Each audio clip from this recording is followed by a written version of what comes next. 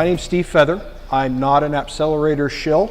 I'm a guy who uses the technology, and I was asked to come and just kind of tell you guys what it can do, give you a brief introduction on the technology, walk you through some demos, and answer questions. That's really my forte. So we've been allotted 70 to 75 minutes. Oh, I hope we don't take that. I hope you have time to stand up, stretch, go to the bathroom, get a snack afterwards. I'll be around for Q&A as long as necessary. Go ahead and start. If I say too many times, I apologize. It's the cold medicine.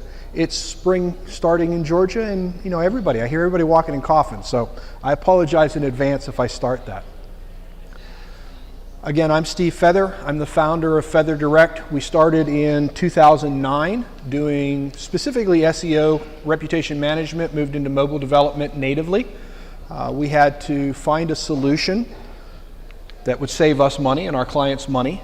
Having 2 devs on every project is expensive, and we shopped around, came across Appcelerator, evaluated everybody out at the time, and we settled on Appcelerator. And as we go through the rest of the hour, I'll explain why. All right, a lot of the bullet points on my slides are not company speak, they're the stuff that we experience. So if I give you a number, it's the numbers and the metrics that come out of our project since 2009, all right?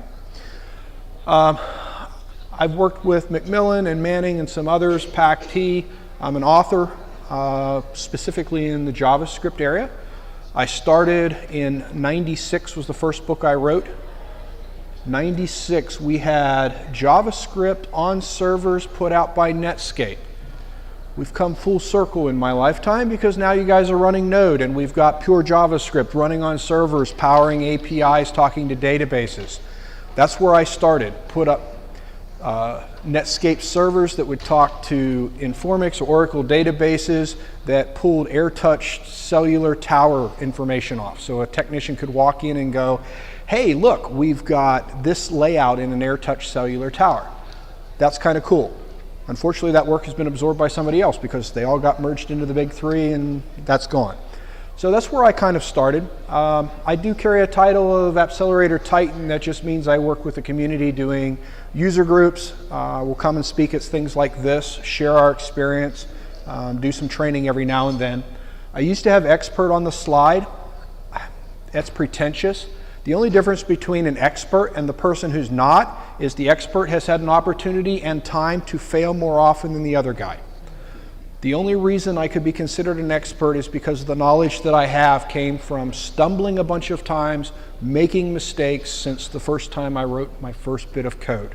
All right, that's the only difference between what I carry and anybody else. 5 years from now, anybody in this industry, they're going to be at the same level I am today. It's all about time and how much you're willing to put in and learn and better yourself. That means cross-study. If you're a Node guy, be looking at mobile. If you're a mobile guy, be looking at the back end for API. How many folks right now are stuck in the jQuery web world and they're like, well, we don't need that anymore, we need a native app. And now you're stuck saying, well, the skills that I had over here, I can't carry over here. Too often folks who are in a job, because they're working 10 hours a day, don't have the opportunity to study anything extra.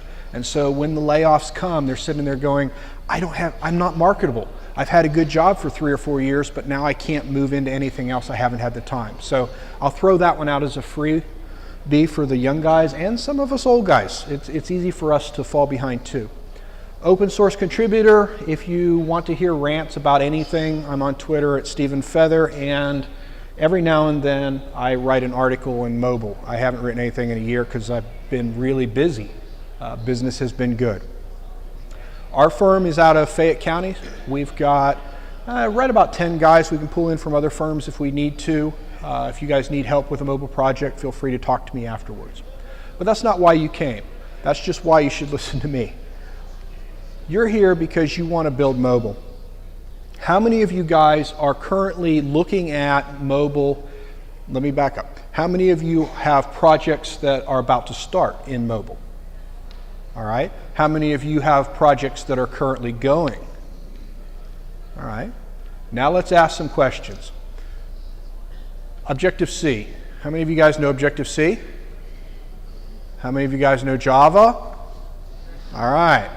What are you Java guys going to do about the iOS, who is where most of the money comes when you build an app? How many of you guys are in enterprise versus startup or indie? You want to write your own app? Enterprise. All right? And the rest of us. A couple of us, okay? How many of you have no idea, you just figured you want to come to a cool session, or you're sleepy after eating all of the green cake that we had for dessert? What was that? It was like pistachio something? It was green. It was like 2 Dr. Seussy for me. I didn't go with it. So right now, if you want to hit the 2 big players in the market, iOS, courtesy of Apple and your Objective-C. On the other hand, we have Java, which is for our Android, and I've got BlackBerry up here. We're going to talk about that very little, because you just build your Android app, you wrap it, and it goes onto BlackBerry for, you know, the folks in DC and Europe who want to use it. But if you want to write your app and you want to get it to the biggest part of the market, domestically, the people who spend money, who buy apps, do in-app purchases, are on iOS. So you've got to know Objective-C. The rest of the world, a little further ahead in Android. They're beating out iOS more because there's more money. Well, there's more money in the US and Europe for iOS devices than there is in the rest of the world. And that's where Android is catching up in those, what we would call secondary and third tier markets that everybody poo-pooed and said don't write for them 2 or 3 years ago. Now we're finding that you're sitting going, China is a huge market, guys. India is a huge market. They have one of the neatest, newest, small, low-cost phones in India. All right? So these are the markets that are opening. We got to make sure we support them. So as a developer, you're sitting and saying, personally, I've got to know 2 languages. I've got to write an iOS app. I've got to write an Android app. That's tough. I've got to know 2 languages there. I've duplicated all of my time. I can't really share the logic between them. Data and API backend structures, though, those I can share, but that's not really what we're looking at. We build those out anyway. So if you're going to do modal web, now you got your HTML5. If you're a web guy coming over, you're okay, you're covered there. What happens when you're into Windows 8? Now you knew C. If I knew Objective-C, I could do iOS. But what is this .NET stuff? Or better yet, what if you're a .NET C# guy and now you've got to go learn Objective-C? Yeah, they both have C in the name. They don't behave the same way. They don't act the same either. So if you're going to write an app for your enterprise or for your startup, you're looking at needing to know at least 2 languages to hit about 75% of that global market. If you want, see, I'm not even going to talk about BlackBerry's share. They lie about their numbers. They say we're 10%, but they include stuff that was sold in the 80s. Mobile web, there's a place for mobile web and hybrids. And if we bring in Windows 8, and you're looking at what, another 7% and growing slowly. How many of you guys want to know 3 languages? Yeah, anybody, I mean, well, how many of you guys know 3 languages? Smart Alec over here. How many of you guys know 3 languages, but if you don't know them now, how many of you think to keep your job you're going to have to go learn 3 new? All right, that's the tough one, right? So what if we could say, instead of you knowing all of these languages, we took something pure like JavaScript, we could write that against an API, and you get a native app on 1, 2, 3 platforms. Enticing. That's what enticed us too. If I'm going to write a native button, and this is where I draw the distinction between frameworks. At the time we were shopping, there were guys wrapping stuff up, and they took things like Sencha, and they took Dojo and some other libraries, and they pulled them in, and you always ended up faking a button. And when you faked the button, you could always tell that it wasn't real. It was like, I've got this button that I created in HTML, and it's got rounded corners like iOS. It's just not quite the same. And there's a reason for that. If I'm writing a button in Objective-C, I write this code. And I get, that's the look I have. I know Objective-C. I find it to be the ugliest language there possibly is. This was just a plain J button with text on it and a rounded edge. And I had to write all of this to get it, all right? So I didn't even say what color the button was. All I did was say I have a button with rounded corners and I gave it a title, all right? It took 2 lines to get a title in it. Android, Java, a little bit better, a lot shorter. I can read this. I know what this means, okay? That's one of the reasons I like JavaScript, because I understood Java and I was like, hey, this makes sense to me. All right, so now I know 2 different ways to create a native button on 2 platforms. And I could fake it. I could have a web view, and in my web view, I can have a little button, and I can say, hey, we're going to have ugly gray square buttons if it's an Android, and we're going to have really cool rounded buttons if it's iOS, but I'm still faking it. And it doesn't feel the same, all right? So one of the ways we get around needing to learn multiple languages is we abstract things. How many of you guys can tell me something you abstract in your life today?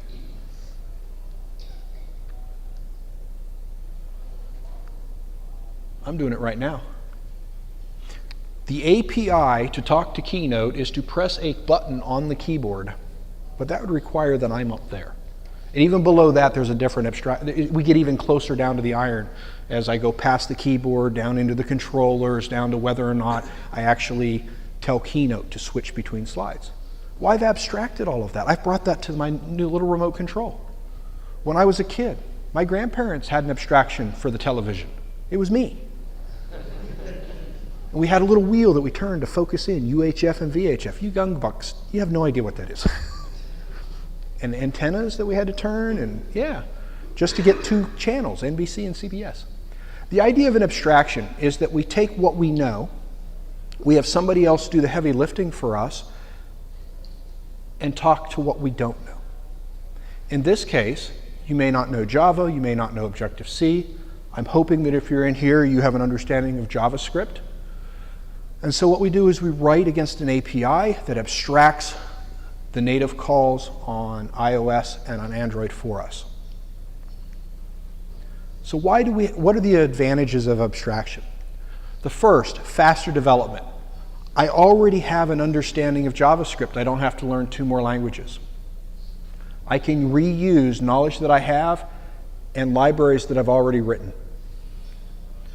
Less training and retraining. Android comes out and says, hey, by the way, guys, I know we've had these really ugly gray buttons for like 6 years. We're going to change all of that. We're going to make it a different color. By default, things are going to behave differently.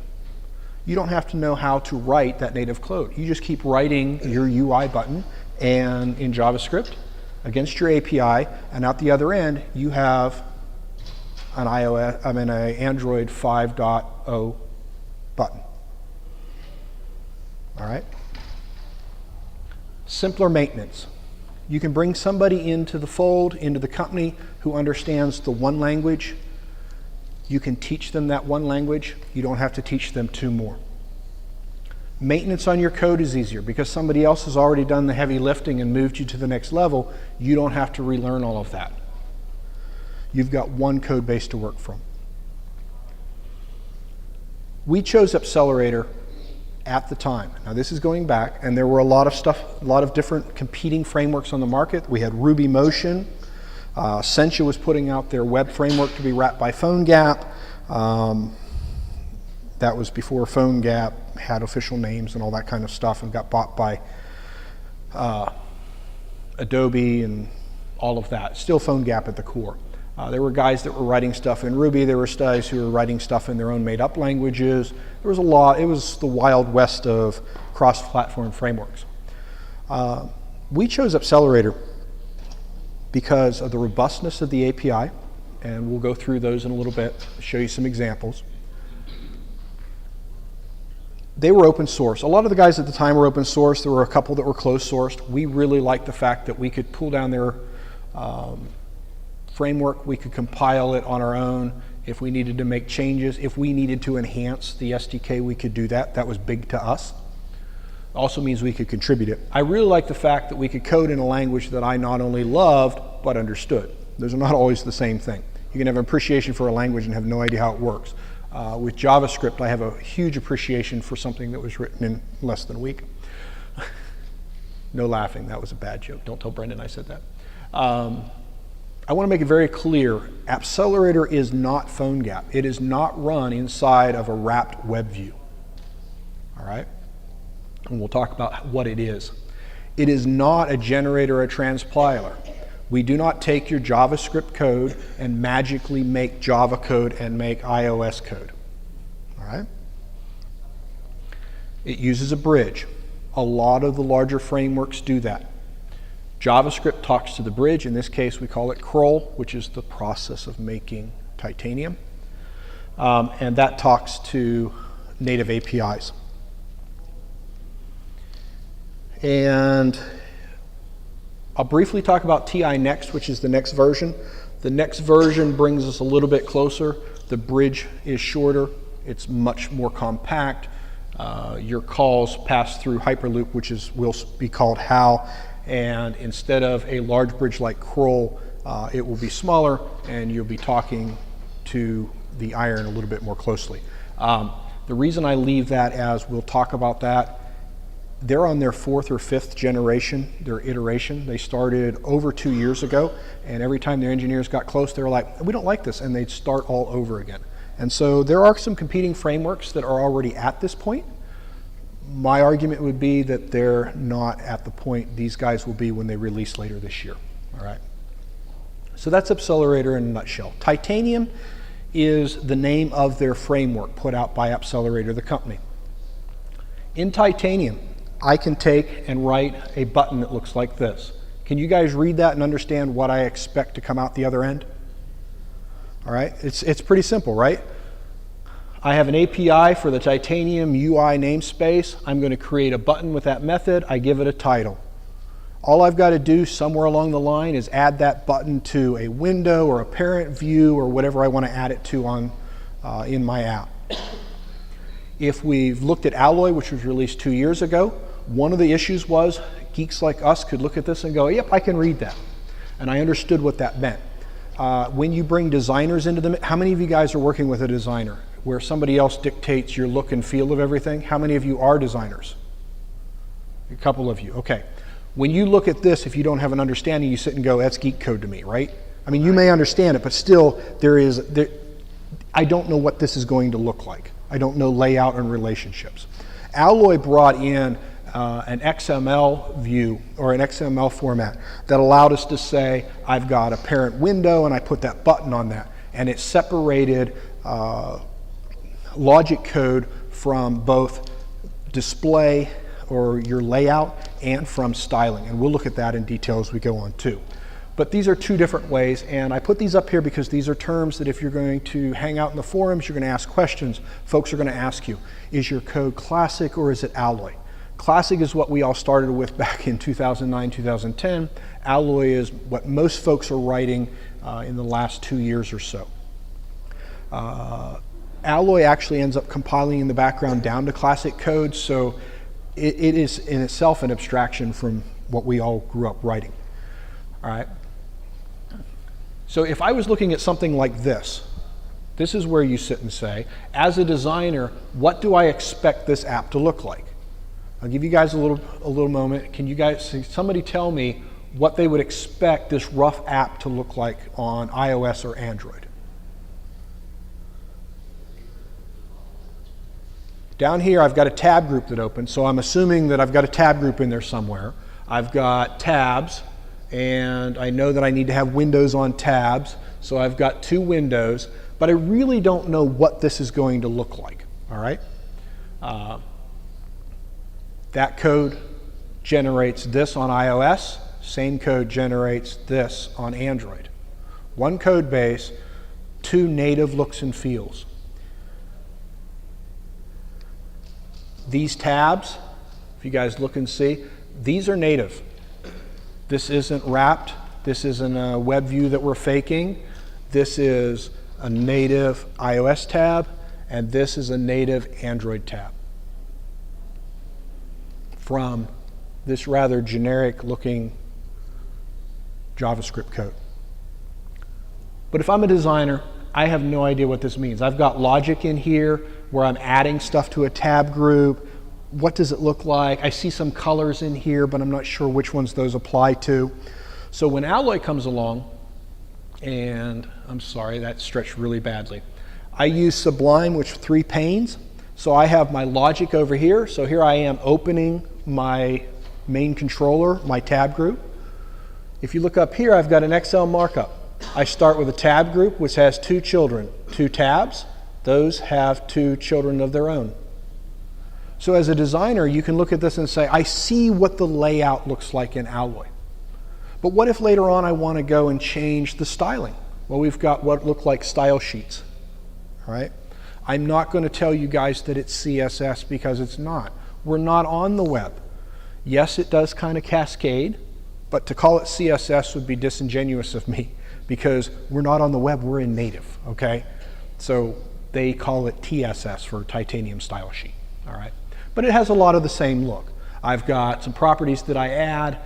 These are IDs. I can also go by classes and add a class to an element.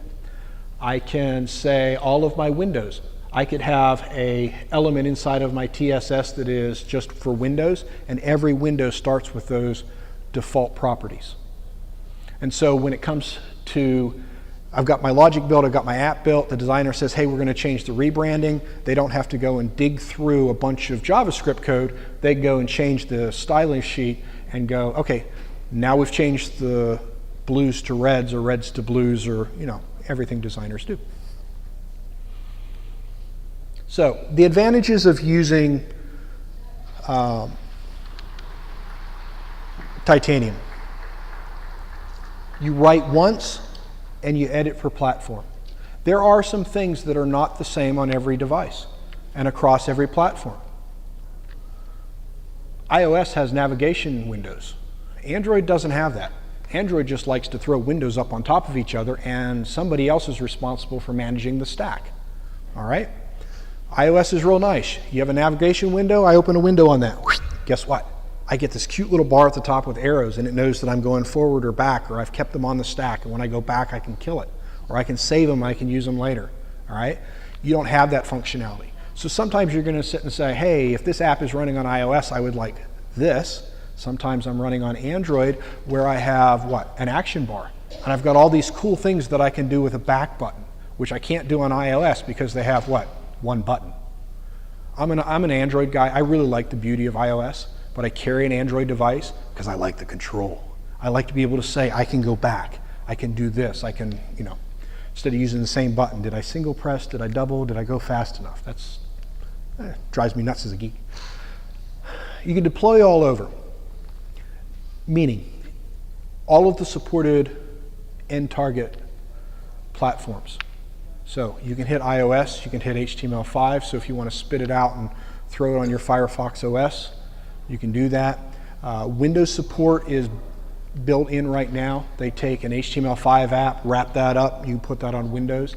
True native Windows is coming. They waited for the HAL TI Next stuff because they wanted to make sure that it was quality stuff and was fast enough. I want to go back to the write once and edit. You're going to have to understand the target platform that you're going to hit. As a developer, you need to know the differences between iOS and Android. I kind of briefed over that and said there are differences. If I'm evaluating your app, I'm reviewing it for your boss or your manager because they've asked us to. One of the first things we do in our shop, we have, between my partner and I tend to evaluate from an iOS point of view, even though I carry Android. He evaluates Android. If you show him an app and it's an Android app and you're not using the action bar the way the Android specs kind of say to the full advantage, he just starts ticking. He goes nuts, runs through pins. Because Daniel expects an Android app to behave like an Android app. Deliver an app that looks exactly the same on two platforms because you thought I'll take lowest common denominator and you're not taking advantage of the platform differences, those are check marks against you. And it really isn't that difficult when you abstract to be able to add that functionality to create truly beautiful native applications even though you're using an abstracted framework, all right? You don't have to settle for lowest common denominator.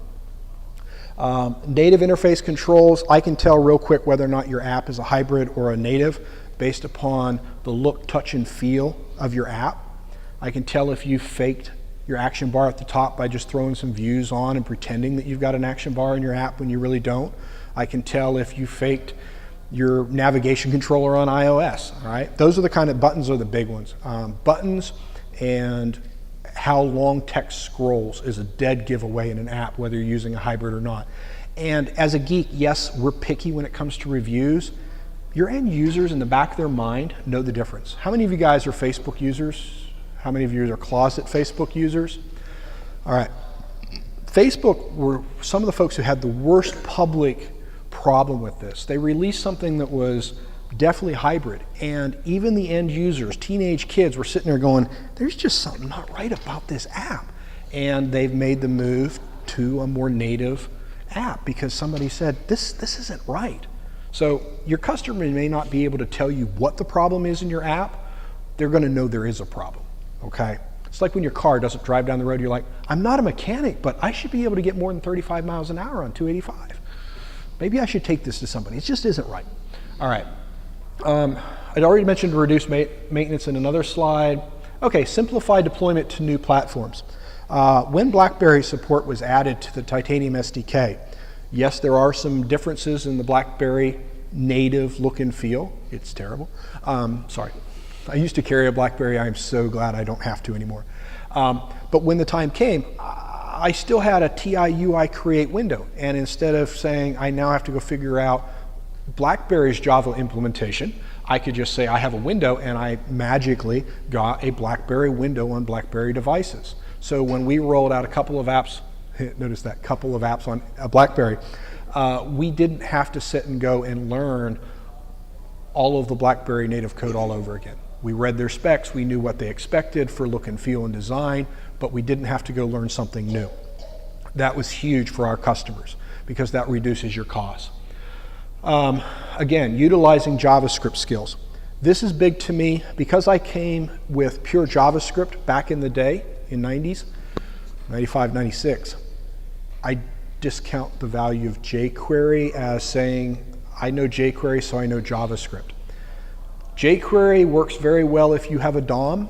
You don't have a DOM in native. So real quick, if your skill set is based around jQuery, you shouldn't be marking JavaScript on your resume.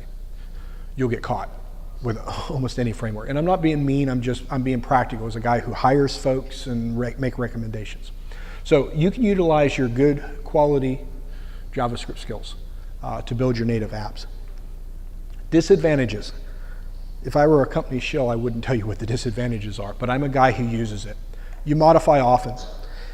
There are a lot of times where you're walking through code, and because of difference in platforms, you have a fork out in your code. You do an if. If this is Android, I need to go do this. If this is iOS, we don't dare do that, so we need to go and do this. Those type of things, okay? So you end up finding that you do modify your code, your JavaScript code, to match your target platforms. I'll give you some numbers on how much of that code could be reused in a little bit, but that's something to keep in mind. It's not 100% I wrote this code. The example I gave was very simple. It was a tab group, 2 tabs, 2 windows. Boy, it looks amazing, all right? I'm gonna tell you that when you get into 10, 12, 15, 20, 25, 80,000 lines of code in a mobile app, you're gonna have a lot of places where you have Android-specific code and you have iOS-specific code. And sometimes, well, you do need to have that because you want to target those native platforms as best you can. New feature delays. When you're abstracted, you're separated from the newest thing because you have to wait for the man in the middle to patch or fix something for you. That includes bug fixes. Because it's open source, our shop, we have Objective-C guys and Java guys in-house, so we submit bug fixes almost as fast as we find them. We will have pull requests sent in. If our guys say, hey, look, we found this bug, this is how you fix it, you submit a JIRA ticket to Appcelerator, and at the same time, there's a pull request that kind of follows along behind it, all right? But most folks aren't in that position. If you are, I'm happy to see your PRs come through. If you're not, I understand that too. But these are just, I'm just being honest with you. New features are delayed, and sometimes it takes a little longer for bugs to be fixed and repaired. That's just the way it is. Code reuse. This is the biggest question if you're a manager or you're a decision maker. So Steve told me that I don't have 100% code reuse. That's true, because I wouldn't want to lie to you. I will tell you that 100% of your non-UI code is reusable. It doesn't matter what platform you're on, 1 + 1 = 2. Most times. How many of you guys really love playing with real numbers in JavaScript? All right, we won't go there though. 100% of your non-UI code is reusable. The idea is to separate your logic out from your UI sections, build common JS modules, require them in, you're good to go. UI code. Back in the old days when we were doing Classic, we were at about 50%. So I would write code. By the time the app was all done, we averaged between our large fancy projects that had 3D spinning wheels on a game engine for the menu to your very basic, Twitter RSS feed reader type of stuff. We ran about 50%. So whenever we quoted something, if you said, hey, it's arbitrary number, it's $10,000 to write your iOS app, to add Android, you're probably going to be about 50% more. All right, that's not a bad deal because you could be paying $40,000, so instead you're at $30,000. All right, arbitrary numbers. App prices vary based upon skill and feature sets. Alloy. When we moved into Alloy, we recovered a lot more. We're running closer to 80–85%. It's easier to see the layouts. It's easier to do the styling to separate out those concerns because all the heavy lifting is done by the Alloy underneath. All right? Now, the better the coder, the more the reuse. We refactor in-house. Those of us who've been writing code for 20 years, we still refactor. One of the worst character flaws of a programmer is the fact that they refactor their own code. The stuff they wrote today is not that good at 5 o'clock this afternoon. You look at it and go, that's the worst stuff I ever written. I need to redo that. I learned something that I read a Stack Overflow this afternoon. I could do that better, all right? And we have a tendency to do that at the disgust of management because we just want to keep moving on and bettering our code because we got pride in this, right? How many of you guys don't have pride in your work? That's okay. That's a good answer because your managers are watching the video. All right, installing Titanium. I threw these slides in because I don't expect you to open up your laptops. We're not doing a workshop. I just wanted to have them in the slides so that you guys could reference them later. And slides will be available on SlideShare. You can just look me up by name later this afternoon. First, this is the official way of installing Titanium. Visit the site, create an account. They have a DMG. If you're on OS X, download it, run the installer, you're good to go. If you're on Windows, there's an executable that'll install it for you. As you're doing that, I would highly recommend you open up the setup guide that'll walk you through the minimum requirements. There are some gotchas. Node 12, dot 12 is supported. However, dot 12 is just ugly by itself. I really recommend you find a later version of dot 10 and use that because I know that works. We haven't even updated our shop stuff to 12 yet. But those are the kind of things that'll get you. You just want to make sure you're running the proper requirements, all right? Studio will attempt to walk you through installing all the stuff you need. It will try to download the right version of Node for you, make sure you have the right version of Java. It'll try to make sure you've got Xcode installed if you're on OS X and you want to build for iOS, and it will try to make sure you get the Android tooling. The guys that write the installer, I give props to them, I really do, because I know that in our shop, we have systems that theoretically are identical to each other. We have systems that are cloned, that don't behave, 2 of them cloned from the same image, do not behave the same way after the cloning. One will have this issue, one will have this issue. They're sisters, they came off the line, they've got serial numbers that are within 1,000 digits of each other. But for whatever reason, they just don't work. So when somebody's writing an installer, you may have some issues. So, second slide. This is for the geeks.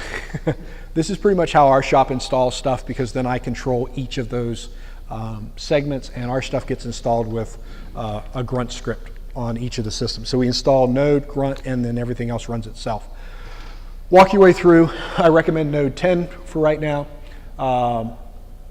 Xcode only applies if you're on a Mac wanting to do iOS development.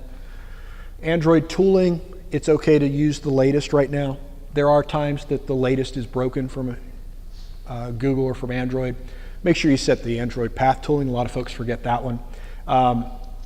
I can't stand the Android emulator. It is the slowest thing there is. Even if you're using the x86 one, it is just slow. I'm a big fan of Genymotion. We own a bunch of licenses so that we can put it on our systems.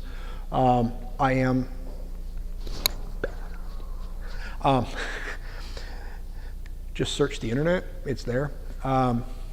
because you want to have it. If you're going to do development with Google Play services, which require for maps, push notifications, so you have GCM, those kind of things, you're going to have Google Apps libraries installed. So there's a lot of stuff. I can't tell you, but you'll find it on the internet. Make sure you have the right JDK installed on Windows. Right now, you need to have the 32-bit version. Yes, you can build 64-bit apps, but you need a 32-bit JDK. And then this used to be a bigger deal on the Mac. I would say, hey, you want to have 1.6 installed from Apple instead of the Oracle one. I still kind of recommend that if you're not real tech savvy. 1.8 from Oracle can cause you some issues every once in a while, and so I don't really go that way. Sudo's in brackets because if you're on Mac, Node expects some weird permissions in different places, so you may have to sudo your installs.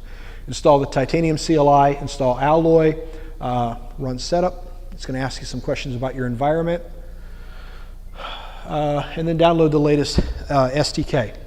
And at this point, it's 3.51, and probably will be for another week or so. I don't expect to see 4.0 until probably maybe mid-April. It's in really raw state right now. The last thing I would recommend you do, and this is a really cool tool, one of the guys in Australia built this for us. It's called Titanium Shadow or TI Shadow. Basically, it wraps up all your code and only pushes the changes to your device. You can push those changes over the internet. So if you've got a client who's installed your little utility app on their system, you can just push the changes to an app and they can see the changes there. Great for development. We can have 4 or 5 devices set up on a desk and you push out changes. So you say, hey, I want to see what that blue button looks like. You make a change in your code, it picks up the changes, pushes that code out to your devices or your emulators, simulators, and you're looking at Android, iPad, iPhone, different form factors, different devices. On Android, you could be looking at what does this code look like on a 5.0 device, on a 4.4, or even as far, well, our shop doesn't support anything older than 4 right now. So we only ever go back to Android 4.0.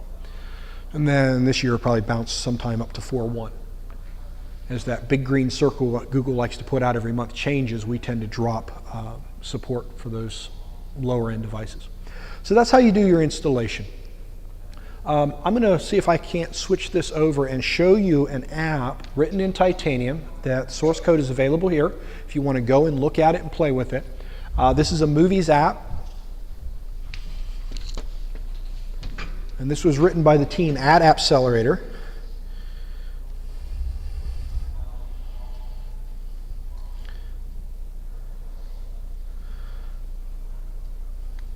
All right.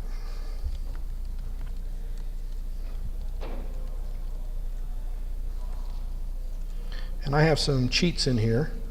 So I'm going to load this on an iPhone 6. What you're watching is actually, well, it already compiled the Alloy code for us. So we're going to run Xcode real quick. Should build our app and start our simulator for us. Questions so far while we're waiting for this to build out? Anybody? Yes, sir. So if it's not using like WebView or anything like that, how does it actually work? Okay, that's a great question. Basically what you have, you write your JavaScript code, that passes down through Kroll, and there's a proxy on the back side. Yeah, I guess we should talk to the internet. Sorry about that. It talks to a proxy. So you have a proxy that talks to a native button. So when you do a TI UI create button, and that's forever, you should be allowed to do that. That's fine. This is really large, so we don't need to see all of that. So let's scale that down to 50%. All right. And so those loading up, they are. I apologize, Wi-Fi was slow, so I'm actually tethered off a phone. I'm just happy that everything is working. All right. One of the things I want you to watch, and I'll come back to your question. One of the things I want you to watch is the animations. Animations inside of a web view are very slow and jumpy because you're relying on the engine that's running the web view.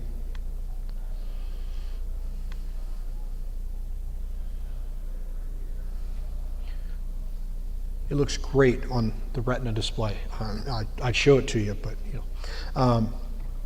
So basically what you're looking at is we're taking advantage of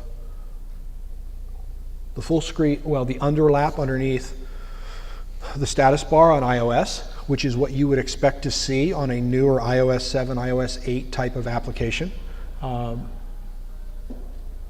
You're using the full potential of what Apple thinks you should use. So that is on iOS. Let's go ahead. I'm going to kill this, and we're going to run this on a Nexus 4 Genymotion emulator.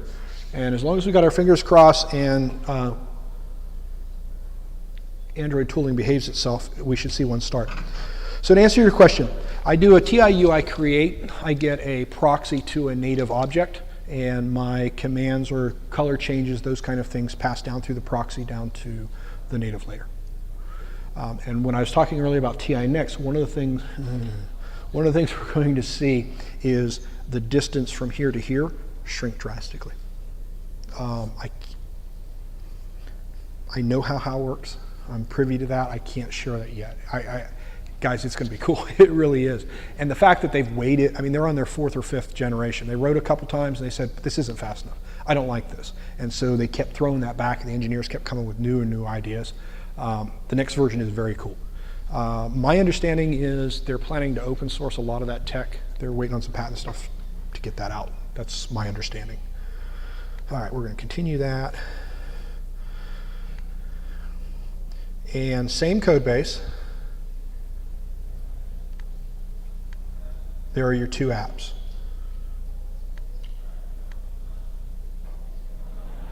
All right. So on this side, we have Genymotion emulator running. We've got the same type of animations built in from the same code base. All right. How many of you guys have played with Appcelerator or one of the other cross-platform frameworks? You have. Which ones have you played with? PhoneGap. Played with PhoneGap. Okay. You'll notice a serious difference between the two. A little bit more learning curve. If you're coming from the web side, you're going to sit and go, this is a little different, because you stop thinking in pages, you start thinking in screens, and you have to. You start thinking native. Is this a window? What am I doing with it? Where in PhoneGap, you're still thinking like you're building for a browser. Even no matter what your terminology is, what you call them, that's still what you're thinking. And I've seen some great PhoneGap apps out there. Security. Oh, I didn't even mention this. I don't even have a slide for that. How many of you guys have ripped open an APK or an IPA written in PhoneGap? Anybody? If you're doing enterprise, and I saw some enterprise hands come up, if you're thinking you're a startup, you have value in your code. One, as a developer, you should have as little logic in your client as you can, and you should have most of that on your server, so your proprietary stuff is hidden.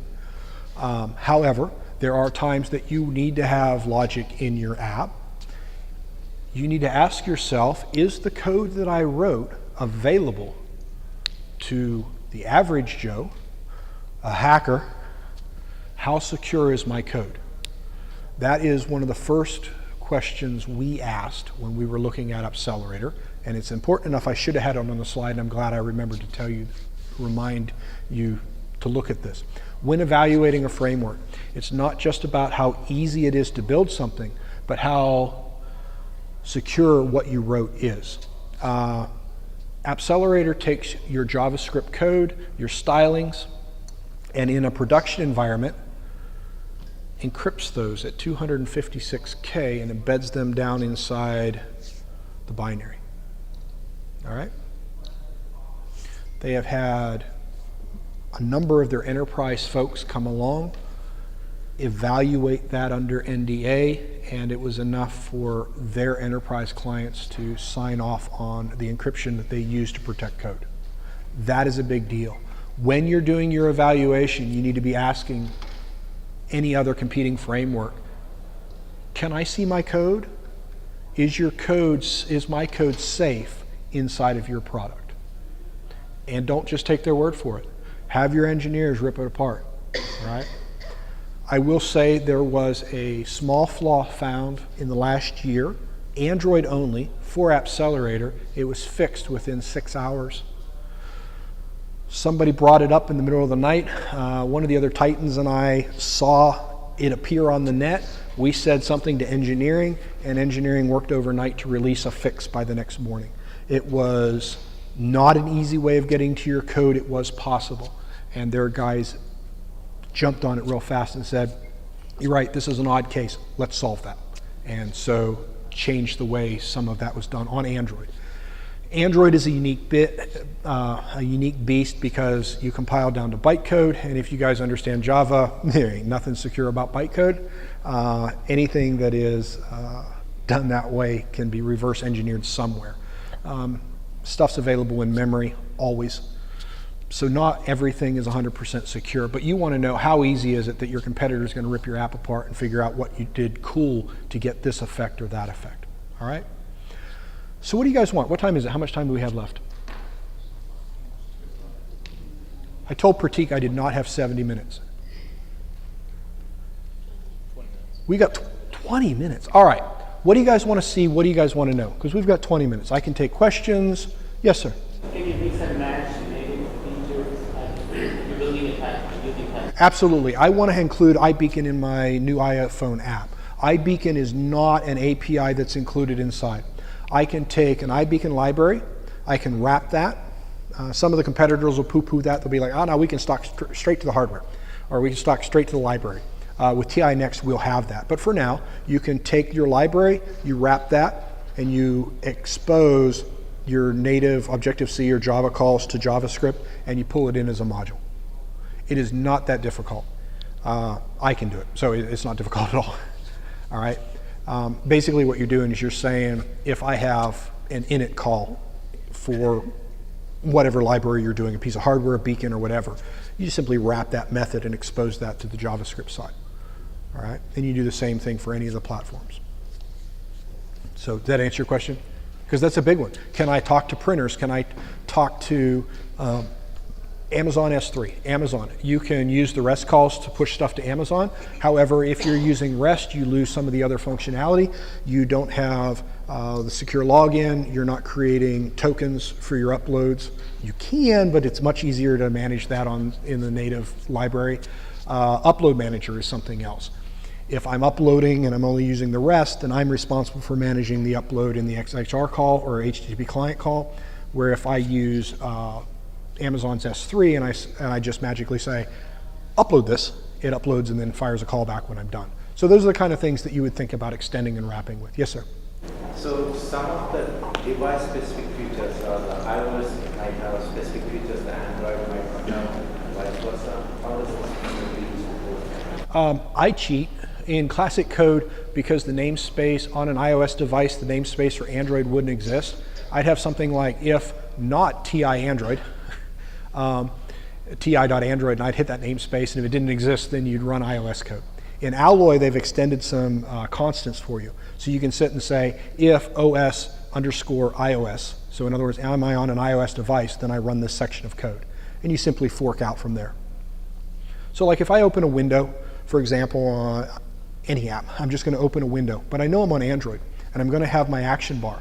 I'll sit and say, if OS Android, does my window have an activity? Because I may not have an activity if I'm on a pre-action bar era device.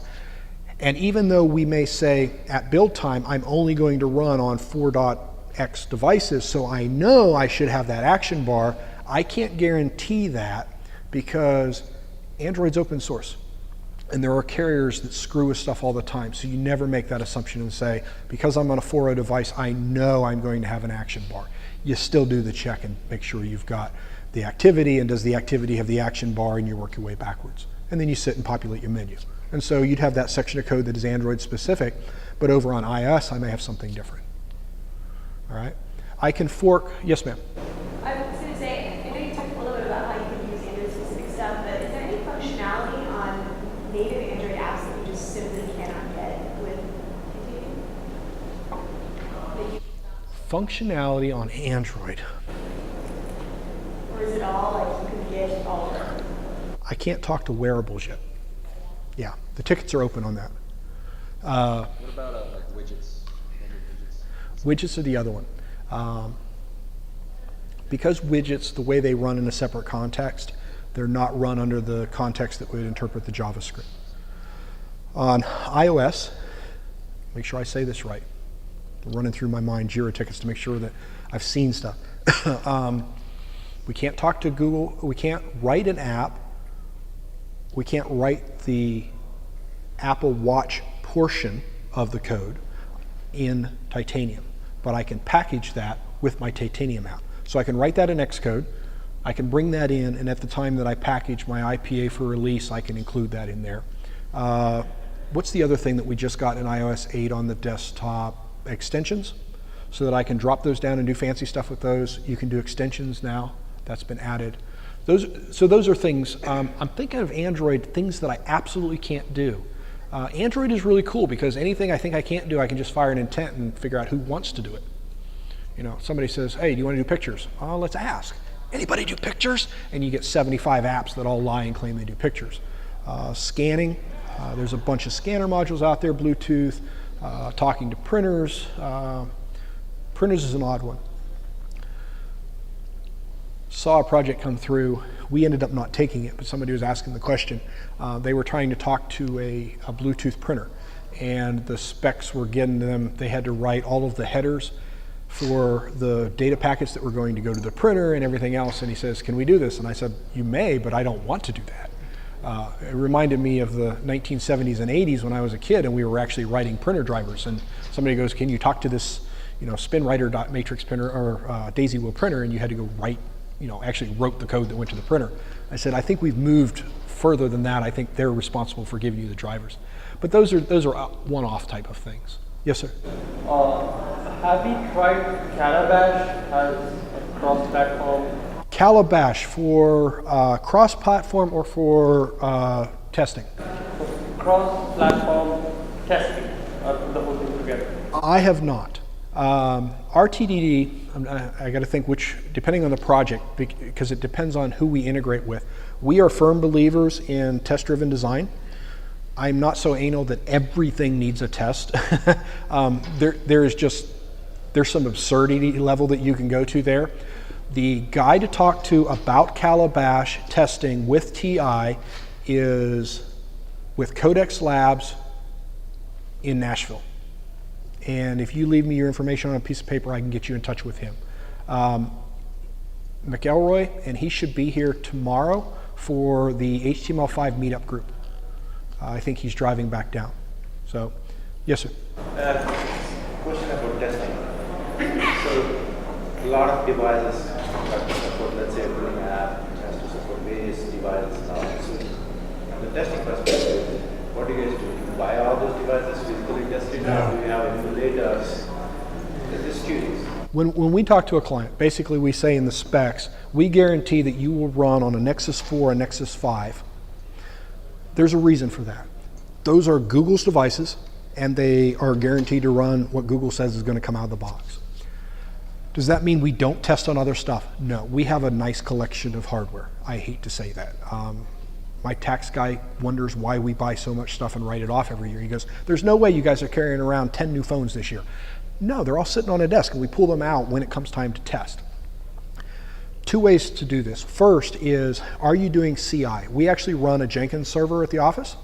I know that sounds weird. There's a lot of folks that don't, but because it's JavaScript code, we can run it, your common JS stuff that's not UI specific. You can fire that against Jasmine. You can fire that against, well, Calabash, you know, any of the testing frameworks you want, because there's no Android or Titanium specific code in there, all right? Sometimes you can pull in Alloy and you can kludge that in and kind of patch that in so you can run those tests. On ours, we do two types. We run and test our common JS stuff, so we run out and make API calls. We check to see if 1 and 1 is always 2, all right, when you're calling into a logic. When it comes to UI testing, we can fire up inside on our Jenkins server, we will fire up first an iOS simulator, and the scripts all run against that, and they can reach in and they can go, color, I expect the color of the button to be blue. And it comes back and says, my color is blue. And I expect it to have a height of this. Yep. It has a parent, and the parent is, yep, I've got all of those kind of things. So we can do that. But when it comes to look and feel, we have tried services like SOSTA and that type of testing where you run out and it automatically tests views and screens. There's some great services that are doing that. When I test, before I deliver it to a client, I want it in hand on a device. I don't know how many times everything has passed tests. It has passed logic tests, it's gone through some SOSTA testing or one of the other services, it has even gone out to group and it's come back, oh yeah, this is great, everything passes, it meets spec. And I put it in my hand and I go, nope, that doesn't work. Well, yes it does, it functionally meets. Well, no, I believe that the animation is, a 100th of a second too slow. We need to figure out a way to tweak that because the human body is so much better at testing. Test-driven design development is a yes or a no situation. The human gut, the developer, when you get to that, you lose the artist side of what we do. And there is a lot of art into what developers build. All right, yes, sir. If you were making the decision today, what other platforms would you be looking at? I will tell you the ones I've looked at in the last 30 days. I'm a business guy, and so I am always reevaluating. I've looked at NativeScript, which is not quite ready yet. I'm not going to tell you what's wrong with them, I'm just going to tell you what I've looked at. I've looked at their stuff. I continue to look at PhoneGap to see if they've come up to speed, and they're better than they were, and there is a niche for them. It's not for us. We've looked at Xamarin. Xamarin failed, and I'll tell you why. They have a great platform, but we're not .NET. Our guys are Objective-C, our guys are Java. Nearly all of our guys are Java. Some of us happen to know Objective-C, just different orders than the others. And they are so .NET, and I came out as a MCSE. I came out of the Microsoft world, I understood it. I really left about the time Visual Basic 6 died and we got stuck with .NET, and I didn't like that, so I got this anger thing. No, I'm kidding. .NET and C# just never appealed to me. And so for them, it was a non-starter. But they've got great product, they've got great support. So I can't knock their stuff. Who else is out there? React Native was just announced. There's nothing to look at. I can download and I can release an app tomorrow with this platform. Xamarin, you could release an app tomorrow with their platform. Telerex guys with NativeScript, they're not going to be able to. You're not going to be able to release anything until next month because right now the license is development only and not distribution. React, is it even available? React Native hasn't been put out publicly yet. Only the guys that went to the conference can look at it, right? Because I haven't seen it out yet, so I don't even think you can play with that. I would say those are probably the new movers and shakers to look at. And there's other ones. There's still some guys trying to get Ruby on mobile, and they cross transpile some of that stuff. So that's kind of where you're at. But I'm a business guy. I evaluate and I keep coming back to what I've got because I've got an investment in it, and the cost to change has to be that much more. But looking at it today, yeah, I'd probably stick with these guys. And that's not a probably. I would stick with these guys. They have one of the largest APIs. You've got buttons, you've got, well, just take a look at their docs and look at the API. I can't quote numbers because their numbers and mine differ. They count every property like an API extension, and I don't. I look and go, I got Windows, okay, I assume these things with Windows. I've got buttons, I assume these things with buttons. So I count 2 as opposed to 30. So that answer your question? Yes, sir. Can you still use web views? Hold on, I missed the first part. Can you still use the web views in your... Oh, absolutely. There is a WebView component because sometimes you have to. Sometimes you're trying to interface with, I don't know, a service that uses OAuth. And they say, this is how you do that. We're going to give you this URL and you need to load that, and then you authenticate. And you sit and go, well, that's not native. Well, you're stuck.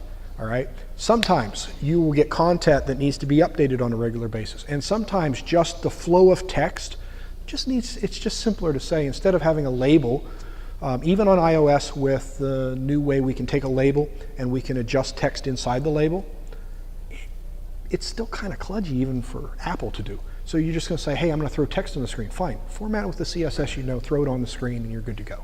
All right. Do you have any numbers in terms of performance degradation? In a web view, in this, No, I can't give you an absolute number. What I can tell you that in the number of development hours, you're considerably less with this.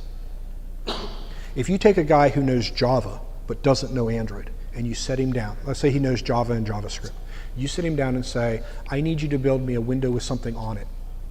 And you load up the new Android Studio, which, by the way, is much better than the old one. I'm a big fan of getting rid of Eclipse for all of our lives, but that's neither here nor there. It had its place. It's slow and it's like a dinosaur. Yeah, that was my spiel. I'm sorry. I'll stop. Sorry, I got off track. My hatred of Eclipse. What was your question? Your question was, oh, time. So you set a guy down in front and he says, okay, here's the documentation for this and here's the documentation for Android. And you say, I want you to see how fast you can build me just a basic app. And he's sitting there trying to figure out, okay, I've got to do this. Oh, now I've got to go build a theme to make sure this runs on. And so he's got to build up a theme that is app compatible. Well, that's kind of all included in the background. It'll boot without one, and then you can customize it later on if you need to. So there's a lot of that getting started cost reduction. Yeah. Any other questions? What about specialty devices like POS types of things, like NC40s, remote? Running Android? Yeah, that run on Android, or even like the Honeywells. You have Honeywell seen ones. I've seen success in some areas, and I've seen failures in some others. There are a lot of custom integration with like the barcode scanner and things like that. I've seen guys doing a lot of barcode scanning stuff, where they take a regular Android device, they want to attach a barcode scanner to scan car VINs, to scan product on shelves, you name it. I've seen it in medical. And it all comes down to, do they release a native SDK? Can you wrap that kind of thing? Gotcha. Yeah. And there's a lot of guys in the community. The other thing you guys are going to see, and I do have some more slides. Let me get to those real quick. Because they have just raw content on them.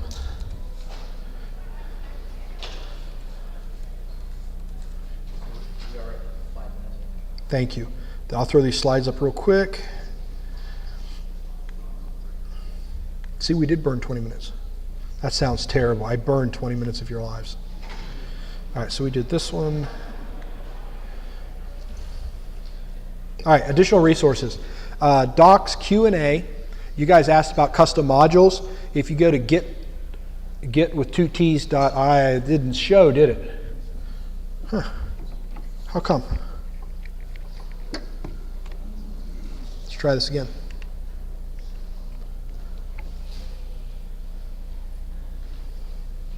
There we go. All right. Documentation.